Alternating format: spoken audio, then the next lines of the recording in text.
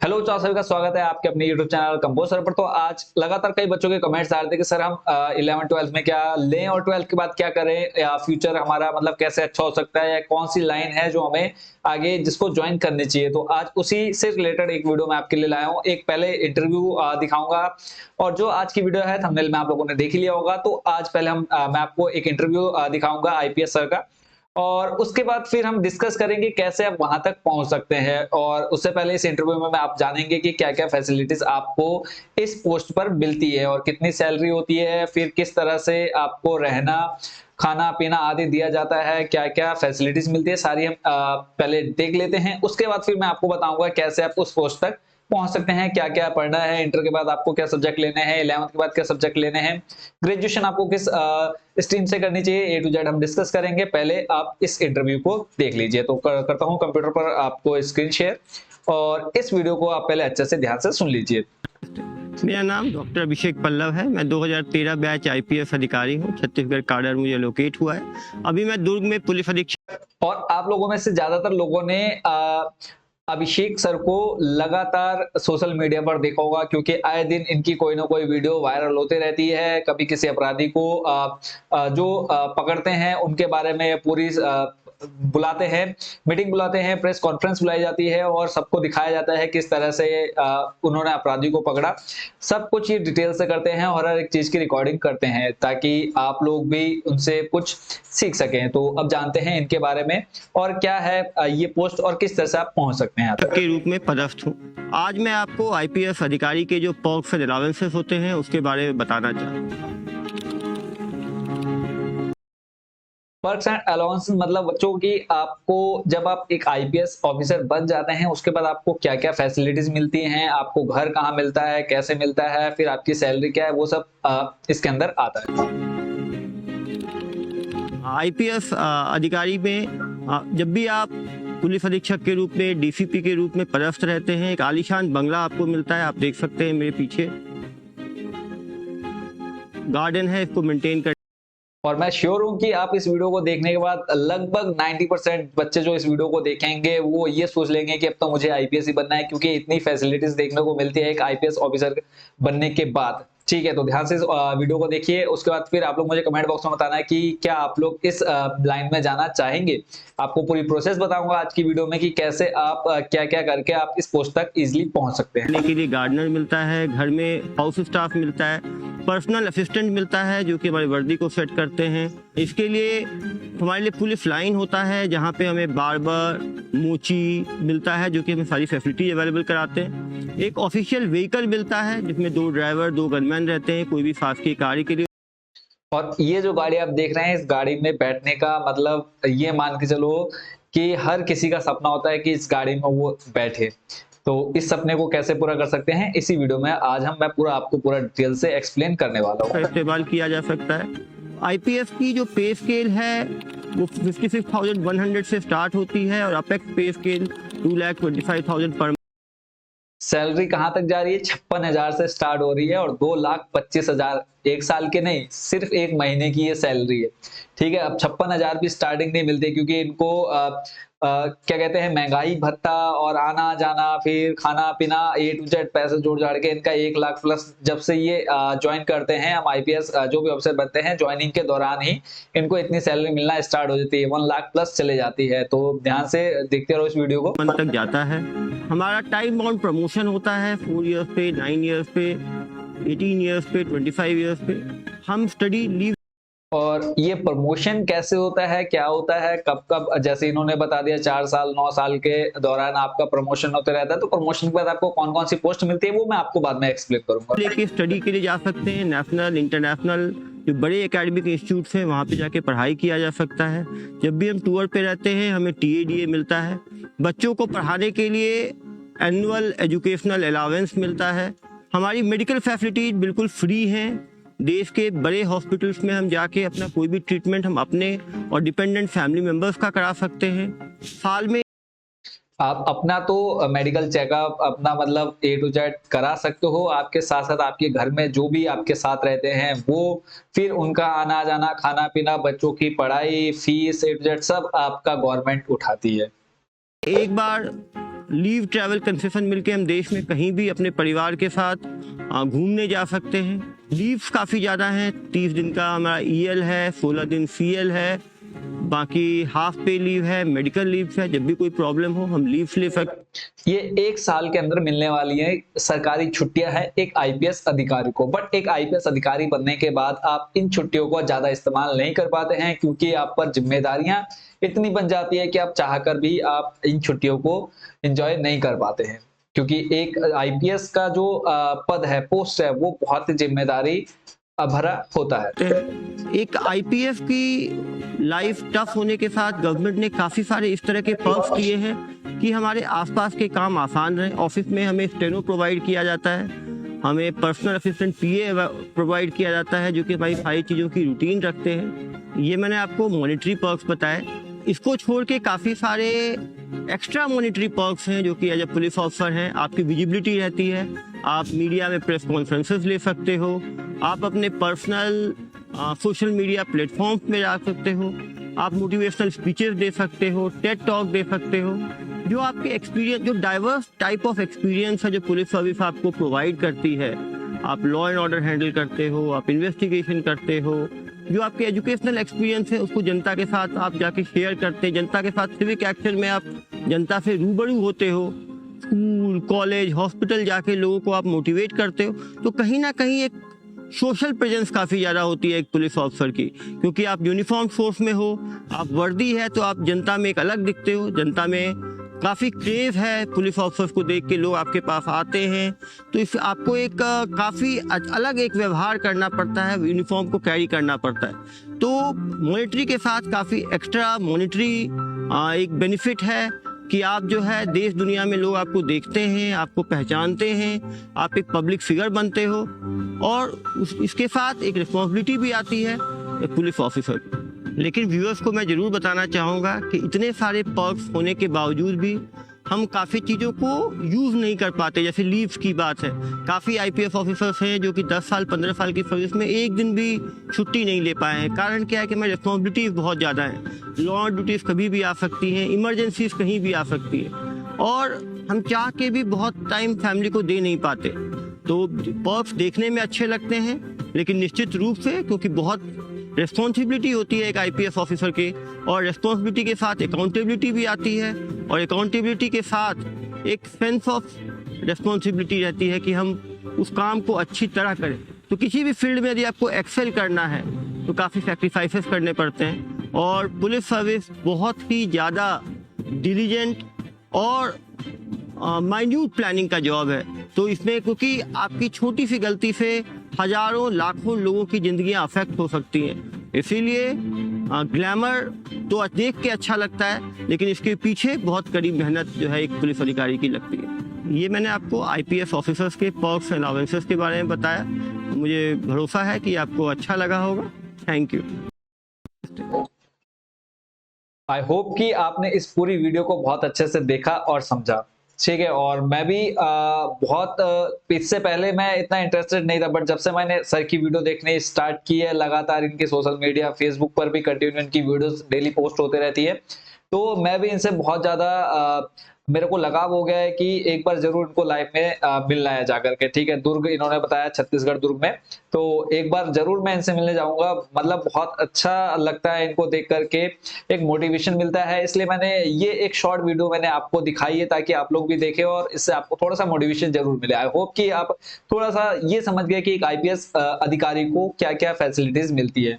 अब हम बात करेंगे कि एक IPS ऑफिसर बनने के लिए आपको क्या करना चाहिए, क्या करना पड़ता है, ठीक है। तो सबसे पहले तो आपको पढ़ाई अच्छे से करनी है, पहला काम। अगर आपकी पढ़ाई अच्छी नहीं तो आप कभी IPS ऑफिसर नहीं बन सकते, ठीक है ना। और हम लोग देखते हैं कि क्लास 10th कोई नकल मार के पास हो गया, कोई 40% 55% लेकर के पास हो गया, तो ऐसे लोग कभी आगे मतलब सक्सेस नहीं बन पाते हैं, सक्सेस नहीं हो पाते हैं। आप आपकी जो स्टार्टिंग से ही है वो पढ़ाई थोड़ी, ये जरूरी नहीं है कि आप मतलब 90%, 98, 100% तक आप लोगों का रिजल्ट है, बट जो एवरेज आपका रिजल्ट होना चाहिए 60 प्लस, 65, 70, 75 प्लस आपका जो रिजल्ट है, चाहे वो 10th हो, 12th हो, उसके बाद फिर ग्रेजुएशन। ठीक है, क्योंकि एक देखो आईपीएस ऑफिसर बनने के लिए जो आपकी मिनिमम क्वालिफिकेशन है वो है ग्रेजुएशन। अब जो बच्चे हमारे क्लास 10th 12th में पढ़ रहे हैं, क्योंकि हमारे ज्यादातर बच्चे क्लास 10th और 12th वाले हैं, तो इन बच्चों को भी ग्रेजुएशन के बारे में इतनी नॉलेज नहीं होगी। तो देखो ग्रेजुएशन आपकी 12th के बाद होती है, जब आप कक्षा 12 पास कर लेते हैं। आप इधर क्लास 10th के बाद चाहे साइंस साइड लें, आर्ट साइड लें, कॉमर्स लें, आप किसी भी स्ट्रीम से आप क्या करते हैं, कंप्लीट करते हैं अपनी 12th, उसके बाद फिर आपको आगे ग्रेजुएशन का ऑप्शन मिलता है। ग्रेजुएशन आप देखो कर सकते हैं, अगर जो साइंस साइड वाले बच्चे हैं वो बीएससी कर सकते हैं, आर्ट साइड वाले बच्चे कर सकते हैं बीए। ठीक है, साइंस की अगर हम बात करें बीएससी बैचलर ऑफ साइंस, ऐसे ही बीए बैचलर ऑफ आर्ट्स। ठीक है, बैचलर इन आर्ट्स। और कॉमर्स की बात करें तो जो बच्चे हमारे 11th 12th में कॉमर्स लेके करते हैं उनके लिए आगे बीकॉम का ऑप्शन मिल जाता है। ठीक है, बैचलर इन कॉमर्स। तो ये 3 ऑप्शन आपको आगे जाकर के मिलते हैं, बट जरूरी नहीं है कि जो बच्चा इंटर में साइंस साइड से पढ़ा है वो आगे साइंस साइड से ही ग्रेजुएशन करे। ठीक है, अगर वो बच्चा जो इंटर तक साइंस साइड लेके पढ़ा है वो आगे जाकर के बीए भी कर सकता है, बीकॉम भी कर सकता है। ठीक है, बट देखो अगर हम बात करें कि एक आईपीएस ऑफिसर बनने के लिए कौन सा स्ट्रीम लेना बेटर है, जो बच्चे क्लास 10th में पढ़ रहे हैं, अगर उनका एक ही ड्रीम है कि आईपीएस ऑफिसर ही बनना है, उसके अलावा उन्होंने और कुछ नहीं सोचा है, ठीक है, या फिर जो अभी तैयारी कर रहे हैं या सोच रहे हैं कि क्या करें इन फ्यूचर, अगर आपने इस वीडियो को अपने मन में बसा लिया है, तो अगर आप सच में आईपीएस ऑफिसर बनना चाहते हैं तो मैं आपको बताऊंगा कि आप आर्ट साइड लेकर के तैयारी करना अभी से स्टार्ट कर दे। ठीक है, 10th के बाद आप 11th 12th आर्ट साइड से करें, उसके बाद फिर बीए में भी आप, अभी मैं आपको पूरा बताऊंगा A to Z कि कौन कौन से सब्जेक्ट आपको ग्रेजुएशन में लेने हैं, 12th में आपको कौन कौन से सब्जेक्ट लेने हैं। तो हम बता दें कि पहले तो बेसिक कॉन्सेप्ट आपका क्लियर कर देता हूँ कि आप कैसे आईपीएस ऑफिसर बनते हैं।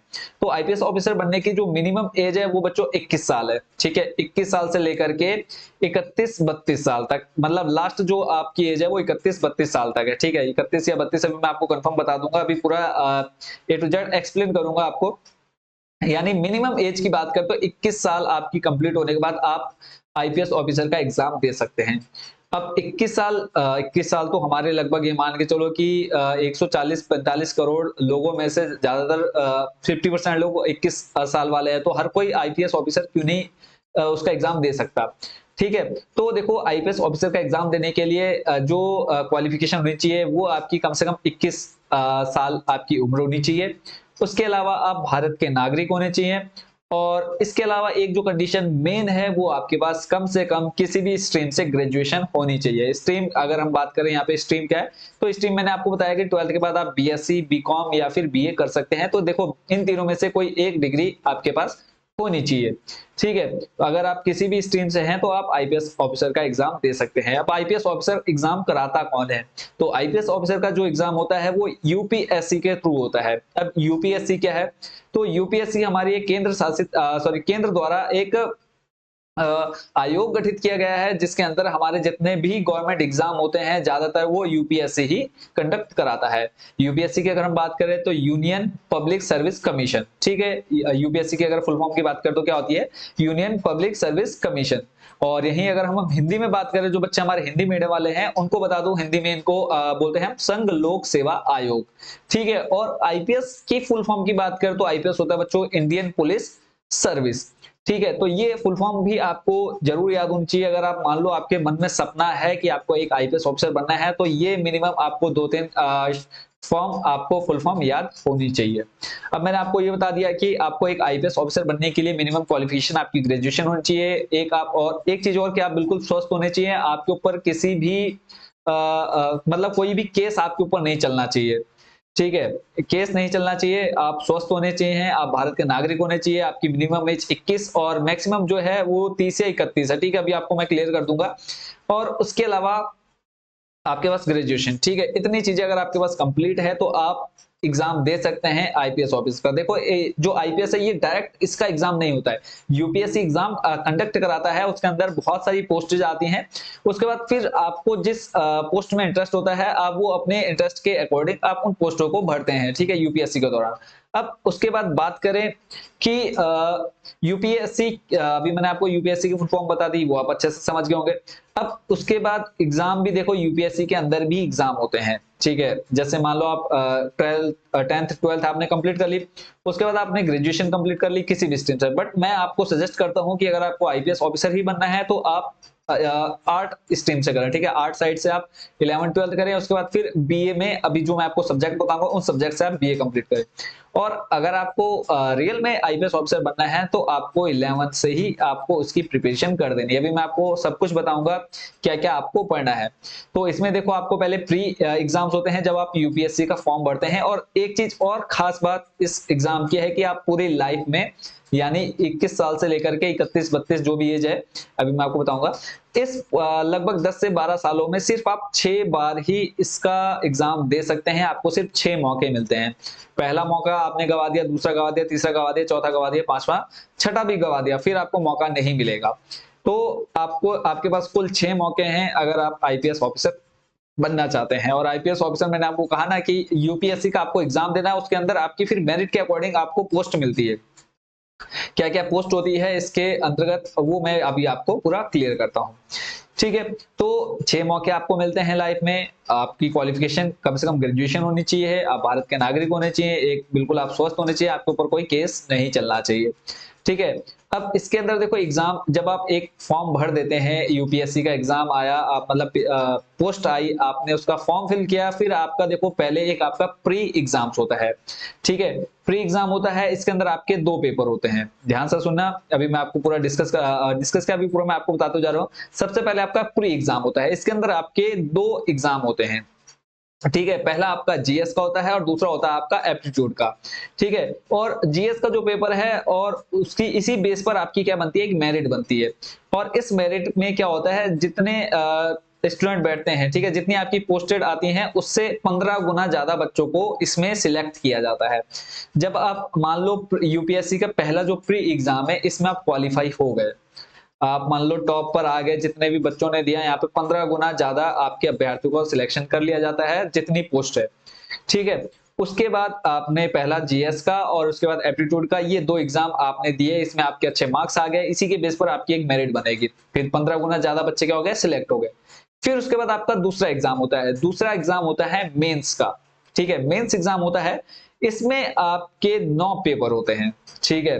9 पेपर होते हैं, और इन 9 पेपर में आपके कौन कौन से होते हैं, सब्जेक्टिव टाइप आपके इसमें 2 पेपर होते हैं, हिंदी और इंग्लिश, ठीक है, सब्जेक्टिव हिंदी इंग्लिश। फिर उसके बाद 4 आपके जीएस के होते हैं, 2 पेपर आपके ऑप्शनल होते हैं, और एक आपका क्या होता है, मेंस का होता है, ठीक है। टोटल 9 पेपर हो गए। दोबारा से एक बार रिपीट करता हूं, सबसे पहले तो इसमें आपके सब्जेक्टिव होंगे, हिंदी और इंग्लिश 2 पेपर। फिर उसके बाद आपके 4 जीएस के होंगे, और उसके बाद फिर 2 आपके ऑप्शनल होंगे, और एक आपका निबंध का पेपर होता है। टोटल 9 पेपर है। फिर उसके बाद इसमें जो बच्चे एग्जाम देते हैं, और इसमें पहले 15 गुना बच्चों को सिलेक्ट किया था, ठीक है। अब जितनी सीटें बचेंगी, पहले मान लो 800 सीटें आई, ठीक है। 800 सीटों में लगभग जितने बच्चों ने पेपर दिए, तो 800 के 15 गुना बच्चों को सिलेक्ट कर लिया प्री के एग्जाम में। फिर उसके बाद मेंस का एग्जाम हुआ, मेंस में आपने 9 पेपर दिए, 9 में फिर आपकी मेरिट बनती है, और यहाँ पर अब आपके 2 गुना बच्चों को सिलेक्ट किया जाता है। यानी अगर आपकी 800 पोस्ट हैं, तो आप मान लो जितने भी अभ्यर्थी बैठे हैं, जितने 15 गुना बच्चे आए थे यहाँ पर, उसमें से मेरिट में जो बच्चे टॉप करते हैं, उनमें से 800 अगर पोस्ट है तो 1600 बच्चों को सिलेक्ट किया जाता है मेंस के एग्जाम में, ठीक हो गया। उसके बाद फिर जब मेंस प्री आपने क्लियर कर लिया, मेंस क्लियर कर लिया, उसके बाद आपका नेक्स्ट जो एग्जाम होता है वो होता है इंटरव्यू, ठीक है। इंटरव्यू में आपको बुलाया जाता है, और जो आपका इंटरव्यू होता है वो आपका दिल्ली यूपीएससी हेडक्वार्टर, यानी दिल्ली में यूपीएससी का हेडक्वार्टर है, वहां पर आपको बुलाया जाता है, ठीक है। वहां पर आपका इंटरव्यू होता है, और इंटरव्यू में भी कई स्टेज होती है। वहां पर आपको, अगर आपका इंटरव्यू अच्छा जाता है तो आपको बहुत बहुत बधाई हो, आप आईपीएस के उसमें सिलेक्ट हो चुके हैं, आईपीएस पोस्ट के लिए।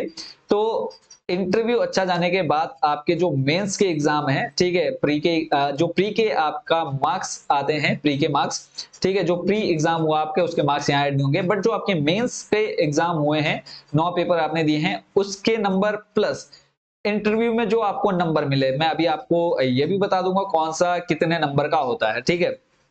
तो यहाँ पर अगर हम बात करें तो प्री का एग्जाम आपने दे दिया, आप आगे मेंस के एग्जाम में, ठीक है। मेंस के एग्जाम में आपने 9 पेपर दिए, वहां पर आपके जो भी नंबर आए वो प्लस जो आपने इंटरव्यू दिया प्लस वो नंबर, ये दोनों नंबर ऐड होंगे और 800 पोस्ट हैं, फिर आपकी फाइनल एक मेरिट बनेगी, ठीक है। फाइनल मेरिट में अगर आप टॉप 800 बच्चों में आपका नाम आ जाता है तो आपको बहुत बहुत बधाई हो, और अपने घर वालों को, रिश्तेदारों को मिठाई खिला दीजिए, ठीक है। तो इस तरह से आपका फाइनल सिलेक्शन हो जाता है।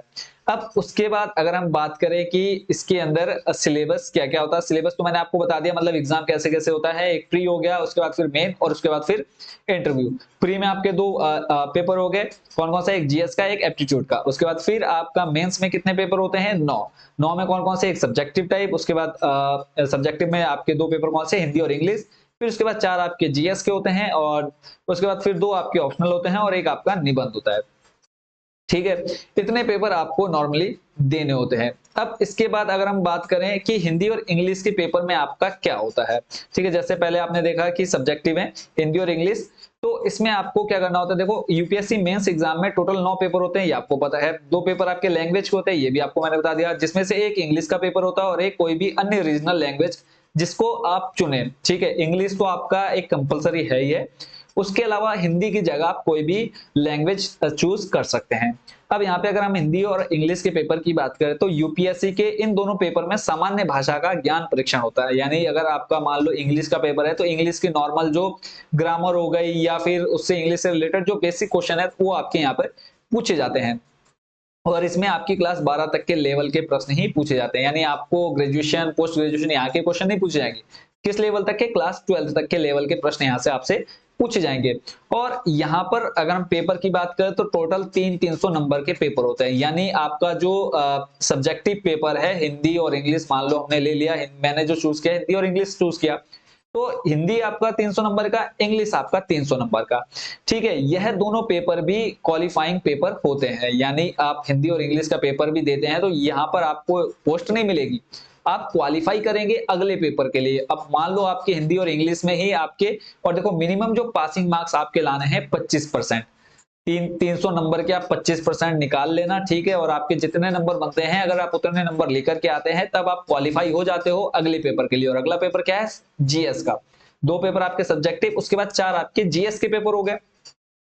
उसके बाद अगर हम बात करें, आपका मान लो 25% आप ले आए, आप अगले एग्जाम में पहुंच गए, फिर उसके बाद आपका कौन सा होगा, यहां पर आपका होता है 4 सामान्य अध्ययन, ठीक है। जीएस के, जीएस को हिंदी में बोलते हैं सामान्य अध्ययन, ठीक है। अब इसमें अगर हम बात करें क्या होता है, तो यूपीएससी द्वारा आयोजित इस परीक्षा में मुख्य पेपर यही होते हैं, यानी जो मेन पेपर होता है यही होता है, जो आपको एक सिविल सर्वेंट बनने में मदद करते हैं। इन चारों पेपर्स में सामान्य अध्ययन का परीक्षण होता है। सामान्य अध्ययन यानी इसके अंदर आपका जितने भी आपने बीए में, इंटर में, 10th में, 12th में सारे सब्जेक्ट पढ़े हैं, वो सारे आपको यहाँ पूछे जाते हैं। अब इसके लिए देखो, यह चारों पेपर ग्रेजुएशन लेवल के होते हैं। मैंने आपको बता दिया कि ग्रेजुएशन लेवल तक आपने जितना पढ़ा सब यहाँ से पूछा जाता है। और ऑब्जेक्टिव टाइप भी, ऑब्जेक्टिव यानी यहाँ पे आपका टिक मार्क चलेगा। और टिक मार्क ऐसा नहीं बच्चे खुश हो गए यार टिक मार्क है, तुक्का लगाया, चलो यार कम से कम कुछ नहीं तो कुछ नंबर तो आएंगे, बट ऐसा नहीं है, माइनस मार्किंग होती है। माइनस मार्किंग हर एग्जाम में अलग अलग होती है। वैसे तो नॉर्मल जो रहती है वो, अगर आपके 4 गलत, आपने 4 गलत टिक कर दिए और आपका ऊपर मान लो आपने पहला नंबर सही किया, उसके बाद आपने लगातार 4 गलत कर दिए, तो आपका जो ऊपर का सही है वो भी क्या हो जाएगा, 0। पहला जो आपको 1 नंबर मिल रहा था, दिला रहा था, और नीचे के 4 आपने गलत किया, आपका जो स्कोर था वो 0 हो गया। ये होती है आपकी माइनस मार्किंग, ये चीज आपने ध्यान में रखनी है। फिर उसके बाद अगर हम बात करें कि ये जो 4 पेपर आपके सामान्य अध्ययन को होते हैं, इसके अंदर क्या क्या पूछा जाता है, तो इसके अंदर आपका बच्चों इतिहास, फिर आपका भूगोल, फिर आपका राजनीति विज्ञान और पर्यावरण अध्ययन और इत्यादि संबंधित ये आपके प्रश्न किसमें पूछे जाते हैं, ये जो जीएस के 4 पेपर होते हैं। फिर उसके बाद आते हैं आपके 2 ऑप्शनल पेपर, ठीक है। ऑप्शनल पेपर के पेपर क्या होते हैं, सिविल परीक्षा में आपकी रैंक डिसाइड करने में इन्हीं 2 ऑप्शनल पेपर का मुख्य रोल होता है, ठीक है। अब आपकी रैंक देखो, मेन आपका एक तो क्वालिफाई हो गया, सब्जेक्टिव जो आपने हिंदी इंग्लिश का दे दिया, वहां पे आप क्वालिफाई करके आ गया आप जीएस में, यहाँ पे आपने पेपर दिया, ठीक है, बहुत बढ़िया रहा, आपने बहुत अच्छे नंबर ले लिए। बट उसके बाद आपकी जो रैंक डिसाइड होगी वो इन 2 ऑप्शनल पेपर पर ही पूरी डिपेंड रहती है। पूरी तरह से नहीं, लगभग आप ये मान के चलो ज्यादातर इसी पर डिपेंड रहती है। ऑप्शनल पेपर का मुख्य रोल होता है, आप इच्छा अनुसार, मतलब आप अपनी इच्छा अनुसार कोई भी ऑप्शनल विषय ले सकते हैं, जो आपका मन हो, यहाँ पर आप वो विषय ले सकते हैं। और अगर आप एक्सपर्ट्स की सलाह माने तो आपको उस पेपर का चुनाव करना चाहिए जिसमें आपका इंटरेस्ट हो। ठीक है, अब मान लो आपको इतिहास की बहुत ज़्यादा नॉलेज है या फिर आपको भूगोल की बहुत ज़्यादा नॉलेज है, तो आप अपने अकॉर्डिंग जिस सब्जेक्ट में आपको अच्छी पकड़ है, जिस सब्जेक्ट की आपको अच्छी पकड़ है, आपने उस सब्जेक्ट को चूज़ करना है। ऑप्शनल पेपर आपने यहाँ पे 2 सिलेक्ट कर लेने हैं। फिर उसके बाद आपने टोटल आपने देख लिया, पहले हमने प्री में 2 पेपर दिए, क्वालिफाइंग राउंड है। फिर उसके बाद हमने मेंस में 2 पेपर दिए, हिंदी, इंग्लिश जो भी सब्जेक्टिव रहता है, वो भी क्वालिफाइंग राउंड है। फिर उसके बाद हमारा जो मेन आता है 4 जीएस के पेपर, ठीक है, सामान्य अध्ययन के पेपर, वो उस पे हमारी मेरिट पूरी बनती है। मेरिट तो पूरा हमारा टोटल मिलाकर के बनता है। ठीक है, ऑप्शनल पेपर दे दिए, 9 पेपर होते हैं, 9 में से आप अभी तक कितने दे चुके हैं? 7 पेपर दे चुके हैं, 7 या 8 पेपर दे चुके हैं। ठीक है, कौन कौन से? हिंदी, इंग्लिश दे दिया, और सामान्य अध्ययन के 4 पेपर दे दिए, 2 ऑप्शनल पेपर दे दिए। ठीक है, ऑप्शनल पेपर में मैंने आपको बता दिया कोई भी आप 2 सब्जेक्ट अपनी मर्जी से चूज कर सकते हैं। फिर उसके बाद बात करें, लास्ट जो आपका पेपर होता है वो होता है निबंध। ठीक है, निबंध के इस पेपर में आपके 2 निबंध आते हैं। कितने निबंध आते हैं? 2 निबंध आते हैं। और जो 125 नंबर के, मतलब एक निबंध आपका 125 नंबर, तो 2 निबंध आपके कितने नंबर के हो गए? 250 पेपर, 250 नंबर के। ठीक है, 125 से 125 नंबर के 2 होते हैं। इसमें आपको 2 निबंध लिखने होते हैं जो सामान्यतः करंट पर निर्भर होते हैं। करंट कोई भी टॉपिक आपको दे देंगे, बढ़ती जनसंख्या, मतलब ऐसा नहीं कि जो आप क्लास 10th 12th में निबंध लिख करके आ रहे हैं, वहां पर आपको एक बहुत अच्छा टॉपिक मिलेगा, अच्छा खासा, मतलब अच्छो की हवा खराब हो जाती है। कहने की बात है, अगर आपकी तैयारी, तो ऐसा कुछ नहीं है, टेंशन फ्री बहुत। अगर आप ये मान के चलो कि अगर आपने 2 साल भी अच्छे से मेहनत कर ली इस पोस्ट के लिए, तो आप इजिली इसको क्वालिफाई कर जाते हैं और एक आईपीएस ऑफिसर बन जाते हैं। ठीक है, और इसकी अगर हम, अब मान लो आपने सब कुछ क्लियर कर लिया, आपका पेपर आपने प्री निकाल लिया, मेंस निकाल लिया, इंटरव्यू क्लियर कर लिया, सब कुछ क्लियर हो गया। अब बात करते हैं आपकी ट्रेनिंग की। तो ट्रेनिंग कहाँ होता है? अगर हम आपने सारे एग्जाम पास कर लिए, तो करीबन 2 साल की ट्रेनिंग होती है। लगभग आपकी 2 साल क्या होती है? ट्रेनिंग होती है। और 2 साल आपकी ट्रेनिंग, दो, ये भी आपकी 2 फेज में होती है। कितने फेज में? 2 फेज में। आपकी ट्रेनिंग का जो पहला फेज होता है वो प्रकृति की वादियों में बसी लाल बहादुर शास्त्री नेशनल अकेडमी। ठीक है, अकेडमी कहां पर? सॉरी, अकेडमी का नाम क्या है? Lal Bahadur Shastri national academy of administration, Mussoorie training centre. Mussoorie जो पहला फेज आपका कंप्लीट होगा वो मसूरी में कंप्लीट होगा। ठीक है, मसूरी कहाँ है? ज्यादातर बच्चों को पता है, कमेंट बॉक्स में बताना है कि मंसूरी आपके किस स्टेट में है। ठीक है, ज्यादातर बच्चे जो हमारे हैं उसी स्टेट से बिलोंग करते हैं, कमेंट बॉक्स में जरूर बताना। फिर उसके बाद आपका फर्स्ट फेज कंप्लीट होता है। उसके यहाँ पर जो आपका जैसे आप मंसूरी में पहुंचे, आपका सिलेक्शन हो गया, आप मंसूरी पहुंचे, फिर उसके बाद आपका एक महीने का फाउंडेशन का कोर्स होता है। ठीक है, फाउंडेशन का कोर्स होता है। उसके बाद आपके आईपीएस के मेन ट्रेनिंग सेंटर, यहाँ पर आप मंसूरी आए, यहाँ पर आपका 1 महीना 2 महीना जो भी आपका टाइम रहा, यहाँ पर आपको सिखाया जाता है सब कुछ। ठीक है, फाउंडेशन का कोर्स होता है। आपको वीडियो में प्रोवाइड करा दूंगा उसके लिए भी क्या क्या ट्रेनिंग होती है उसके अंदर। फिर उसके बाद आपको जो मेन ट्रेनिंग होती है एक आईपीएस ऑफिसर की एक आईपीएस ऑफिसर बनने के बाद आप कहाँ करेंगे काम, कैसे करेंगे, लोगों से कैसे आप कन्वर्सेशन करेंगे, प्रेस कॉन्फ्रेंस जो भी आपने अभी थोड़ी देर पहले वीडियो में देखा, वो सब आपको कहाँ, उसके लिए आपको हैदराबाद भेजा जाएगा। हैदराबाद कहाँ पे? सरदार वल्लभ भाई पटेल नेशनल पुलिस एकेडमी। ठीक है, हैदराबाद। यहाँ पर आपकी असली आईपीएस ऑफिसर की ट्रेनिंग होती है। और जब आपकी 2 साल की ट्रेनिंग कंप्लीट हो जाती है तो आपको एक पूरी आईपीएस की वर्दी, आपका बैच, आपकी कैप और आपका पूरा रहना सहना, जैसा आपने A to Z स्टार्टिंग में इंटरव्यू देखा, सब कुछ आपको वैसा मिल जाएगा। और अब अगर हम बात करें कि आप इसकी तैयारी कैसे करेंगे, देखो तैयारी के लिए बहुत से ऑप्शन है आपके पास। ऑफलाइन कोचिंग है, ऑनलाइन कोचिंग है। अगर आप लोग मुझे कमेंट बॉक्स में बताएंगे कि सर बेस्ट कोचिंग सेंटर, ठीक है, वैसे अगर मैं एक आपको सजेस्ट करूं तो आईएएस दृष्टि करके है दिल्ली में। अगर आपको इस लाइन में जाना है तो आप अभी से जाकर नहीं, 12th कंप्लीट कर लो, ग्रेजुएशन का आप सिंपल फॉर्म भर दो और पेपर देने। देखो ग्रेजुएशन का सिस्टम क्या है, ज्यादातर कॉलेज की हम बात करें तो नॉर्मल बच्चे क्या करते हैं, सिर्फ पेपर देने जाते हैं, रेगुलर क्लासेस का ऐसा पता नहीं रहता। ज्यादातर कॉलेज पढ़ाई होती है, मैं ये नहीं कह रहा सभी कॉलेज में, बट कुछ कॉलेज रहते हैं खाली कि आप फॉर्म भर दीजिए और आप सिर्फ पेपर देने जाइए वहां पे, और आप सिर्फ पेपर देने जाए। उसके अलावा आप दिल्ली में जाकर के अपना बैठ जाएं और वहीं पर आप पूरी मेहनत करते रहें और अच्छे से तैयारी कर लीजिए, ताकि आपका 1 से 2 साल के अंदर आपका पूरा कंप्लीट हो जाए। जब आप एक कोचिंग सेंटर पहुंच जाते, अच्छे कोचिंग सेंटर, ठीक है, ऐसे नहीं कि सिर्फ टाइम पास करना है, किसी अच्छे कोचिंग सेंटर पहुंच जाते हैं तो आपको वहां पर पूरी गाइडेंस मिल जाती है कैसे आपको सब कुछ तैयार करना है, ठीक है। और अब क्या क्या जिम्मेदारियां होती हैं वो आप ऑलरेडी सर के इंटरव्यू में देख चुके हैं। बाकी अगर मैं आपको बता दूं तो आपको जो भी डिस्ट्रिक्ट या स्टेट मिलेगा वहां पर आपको अपराधों को रोकना, अपने जिले या राज्य में दुर्घटनाओं को रोकना, सामाजिक आर्थिक आदि, फिर है जिले या राज्य में आपदा संचालन, अपने जिले में या राज्य में अपराधों की जांच करना, फिर है प्राथमिक सूचना रिपोर्ट के लिए पंजीकरण करना, या फिर राजनीतिक धार्मिक कार्यों के लिए अनुमति प्रदान करना, ठीक है। और अगर हम हाइट की बात करें, कई बच्चे ये भी मतलब क्वेश्चन आएगा कि हाइट कितनी होनी चाहिए। तो अगर हम बात करें पुरुष और महिला की, तो अन्य पिछड़ा वर्ग में ओबीसी में एज लिमिट क्या है, 21 से 33। यानी अगर हम एज, अभी मैं स्टार्टिंग में आपको एक चीज मेरे को क्लियर नहीं थी कि मैक्सिमम एज कितनी होनी चाहिए। मिनिमम आपको मैंने 21 साल बता दी थी, बट जो मैक्सिमम एज आपकी होनी चाहिए वो 33 साल। 33 साल के बाद आप एग्जाम नहीं दे सकते, ठीक है। और इसमें देखो आपकी हाइट जो होनी चाहिए 145 होनी चाहिए, ठीक है, 145 से 150 होनी चाहिए, और मैक्सिमम जितनी हो सकती है, मिनिमम आपकी 145, ठीक है। और उसके बाद और देख लेते हैं अगर आपके कोई क्वेश्चन होते हैं। ये भी किसी बच्चे के कमेंट्स लगातार आते हैं कि सर फ्यूचर में हमें किस लाइन में जाना चाहिए। सैलरी आप लोगों ने देख लिया स्टार्टिंग में, ठीक है, कि कितनी सैलरी होती है, 56,000 से 2,25,000। और अगर आप अच्छे से काम करते हैं तो आपकी सैलरी बहुत जल्दी इंक्रीज होती रहती है।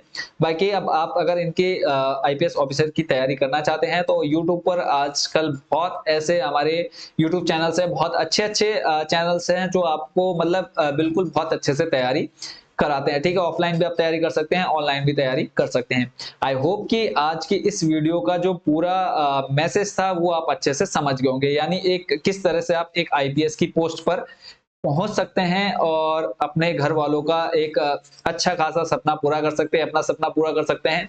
और फिर जो आपकी लाइफ होगी, देखो कम से कम आपको 2 साल अपने जीवन के जिंदगी के देने हैं, और उसके बाद जो आपकी लाइफ होगी तो आने वाली 10 पीढ़ियां भी आपको याद रखेंगी, ठीक है। तो सभी को बेस्ट विशेष है कि आप, अगर आपने अपने मन में एक आईपीएस ऑफिसर का सपना मन में बसाया है तो जरूर आप उसको हासिल करें। और एक चीज और मैं आपको बता दूं कि जैसे मैंने स्टार्टिंग में आपको कहा था कि डायरेक्ट जैसे जब आप यूपीएससी का फॉर्म भरते हैं तो वहां पे आपसे आईपीएस का भी वहां पे आपसे 3-4 चीजें भरवाई जाती है, ठीक है। 3-4 चीजें क्या क्या, जैसे इसके अंतर्गत आपका आईएफएस एक पोस्ट आती है, आईएएस एक पोस्ट आती है, और आईपीएस, ठीक है।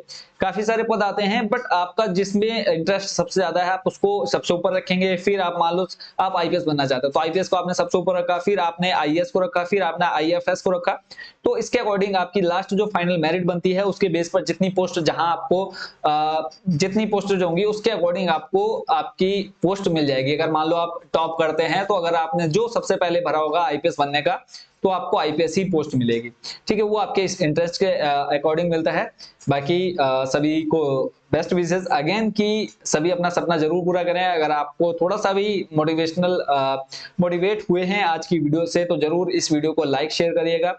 और थैंक यू सो मच। और स्टार्टिंग में जो मैंने आपको सर का इंटरव्यू दिखाया वो भी मैं खास करके मोटिवेट सर से काफी होते रहता हूँ और डेली उनकी वीडियोस देखता हूँ, तो उनके लिए भी सर को मैं बहुत धन्यवाद देना चाहूंगा कि डेली उनकी वीडियो इसी तरह से पोस्ट होते रहे और मैं भी बच्चों को आगे ये वीडियो जरूर शेयर करते रहूंगा। तो थैंक यू सो मच आप सभी का इस वीडियो को देखने के लिए। मिलते हैं नेक्स्ट वीडियो में नेक्स्ट टॉपिक के साथ। Thank you so much watching for this video.